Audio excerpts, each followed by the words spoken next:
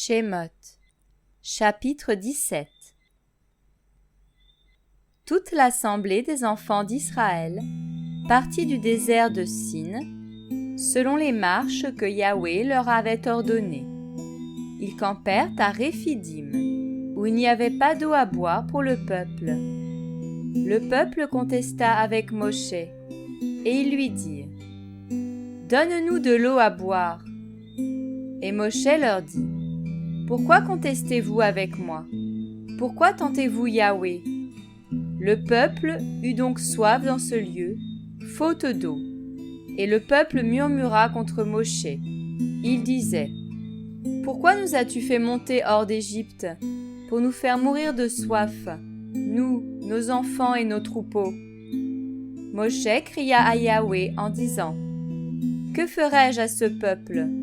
Encore un peu et ils me lapideront. » Yahweh répondit à Moshe : « Passe devant le peuple et prends avec toi des anciens d'Israël.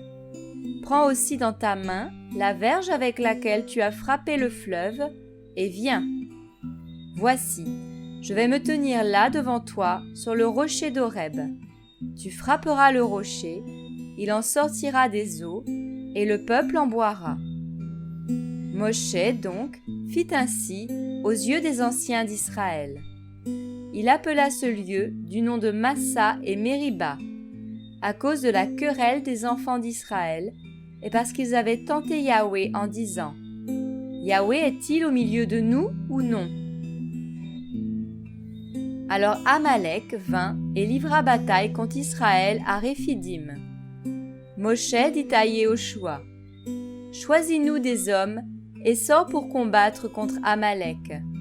Je me tiendrai demain sur le sommet de la colline, et la verge d'Élohim sera dans ma main. » Yehoshua fit comme Moshe lui avait ordonné, en combattant contre Amalek. Mais Moshe, Aaron et Our montèrent au sommet de la colline. Et il arriva que, lorsque Moshe élevait sa main, Israël était alors le plus fort. Mais quand il reposait sa main, alors Amalek était le plus fort. Les mains de Moshe étaient devenues pesantes. Ils prirent une pierre et la mirent sous lui, et il s'assit dessus. Aaron et Our soutenaient ses mains, l'un d'un côté et l'autre de l'autre côté. Ainsi, ses mains furent fermes jusqu'au coucher du soleil. Yehoshua donc défit Amalek et son peuple au tranchant de l'épée.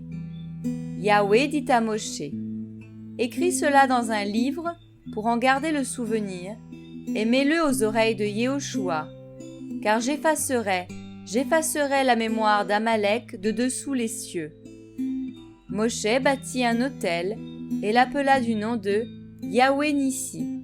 Il dit aussi : « Parce qu'une main s'est levée contre le trône de Yahweh est en guerre contre Amalek, de génération en génération. »